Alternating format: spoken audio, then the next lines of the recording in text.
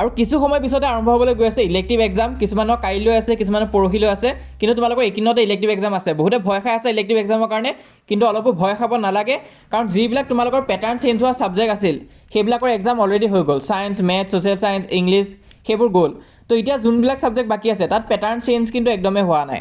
তো চোৱা তোমালোকে 25 তাৰিখে আছে হিন্দী ইলেক্টিভ গাৰ্মেণ্ট ডিজাইনিং তাৰপিছত এডভান্স মেথছ জিঅ'গ্ৰাফি হিষ্টৰী সংস্কৃত কম্পিউটাৰ সায়েন্স এইবিলাক ইলেক্টিভ আছে আৰু 27টো বিভিন্ন ধৰণৰ ইলেক্টিভ সাবজেক্টৰ এক্সাম আছে তো এই ভিডিঅ'টো সম্পূৰ্ণ চাবা তোমালোকে একদম 80+ ইজিলি স্ক'ৰ কৰিব পাৰিবা তো কি কৰিব লাগিব চোৱা আৰু চোৱা একদম ভয় খাব কিয় নালাগে বুলি কৈছোঁ কাৰণ তোমালোকৰ নৰ্মেলি কিন্তু এই ইলেক্টিভ এক্সামটোহে তোমালোকৰ পাৰ্চেণ্টেজটো ইনক্ৰিজ কৰি দিব তো ইয়াত তোমালোকে মেক্সিমাম কুৱেশ্যন ওল্ড পেটাৰ্ণতে পাবা নিউ পেটাৰ্ণৰ কুৱেশ্যন নোপোৱা আৰু টিচাৰ্ছবিলাকে যে কপি চেক কৰিব ইলেক্টিভ এক্সামটো ইমান এটা ষ্ট্ৰিক্ট চেকিং নকৰে তো চোৱা ইলেক্টিভ এক্সামৰ কাৰণে তোমালোকে প্ৰিপেয়াৰ কেনেকৈ হ'ব লাগিব তোমালোকে যদি প্ৰি বৰ্ড এক্সাম প্ৰেক্টিছ কৰিছা প্ৰি বৰ্ড এক্সামৰ পেপাৰ্ছ তাৰপিছত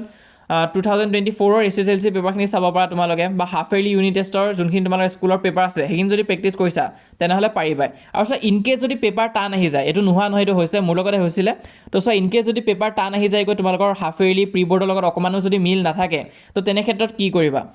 তো ইয়াত চোৱা এইটো মই এটা ৰিয়েল লাইফ এক্সাম্পল দিবলৈ গৈ আছোঁ এইটো মোৰ লগতে হৈছিলে তোমাৰ লগতো হ'ব পাৰে যদিহে ইনকেছ পেপাৰখন টান আহি যায় তেনেহ'লে এইটো তোমালোকৰ বেকআপ প্লেন হ'ব তো চোৱা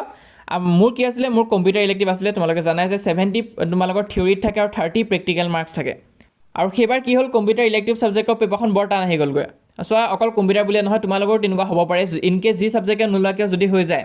তেনেহ'লে কি কৰিবা চোৱা তেতিয়া অকল জানা কুৱেশ্যন অকল 59 মাৰ্কছ মানহে আছিলে বাকীখিনি চাওঁ চব নজনা কুৱেশ্যনে মানে একুৰেট এনচাৰ নাজানো তো তেনে ক্ষেত্ৰত কি কৰিলোঁ চাওঁ যে চবে লিখি আছে তো সেইটো কাৰণে যেনে তেনে লিখি থৈ গুচি আহিলোঁ চেপ্টাৰটোৰ ৰিলেটেড যি জানো তাকে লিখি থৈ গুচি আহিছিলোঁ তো যদিহে তোমালোকে তেনেকুৱা কুৱেশ্যন পোৱা যে পেটাৰ্ণটো অকণ বদলাই দিছে তোমালোকে একো বুজি পোৱা নাই তেনেহ'লে সেই চেপ্টাৰটোৰ ৰিলেটেড যি জানা তাকে লিখি থৈ গুচি আহিবা তো ইয়াতো পিছত মই 96 মাৰ্কছ মান এটেইন কৰি থৈ গুচি আহিছিলোঁ পিছত ৰিজাল্টত বৰ ভয় লাগি আছিল যদিও যেতিয়া ৰিজাল্ট মই চেক কৰিলোঁ তেতিয়া দেখা পালোঁ যে 89 পাইছোঁ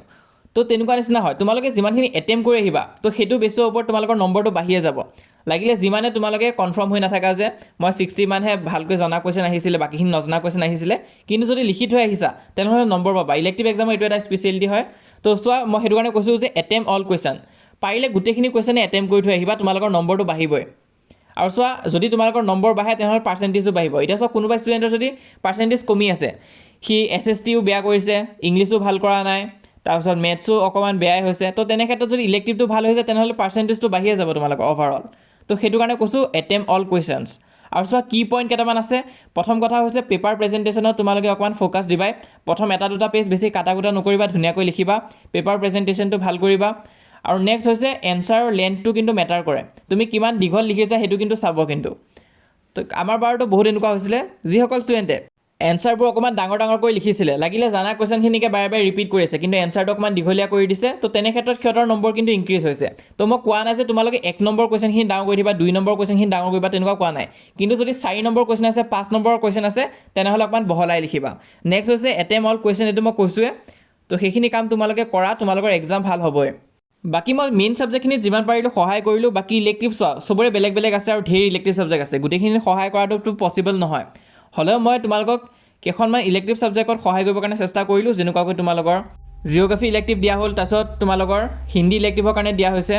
নেক্সট কম্পিউটাৰ ইলেক্টিভো দিয়া হ'ব কিন্তু চোৱা কিছুমান ইলেক্টিভ থাকিয়ে যাবগৈ গোটেইখিনি ইলেক্টিভ মই কভাৰ কৰি দিব নোৱাৰিম এতিয়া এডভান্স মেথছে থাকি যাব পাৰে আৰু তাৰ উপৰি বাকী ইলেক্টিভ ছাবজেক্টখিনিও থাকি যাব পাৰে কিন্তু সেইটো লৈ তোমালোকে বেয়া নাপাবা কাৰণ চোৱা এটা মানুহে গোটেইখিনি দিয়াটো পচিবল নহয়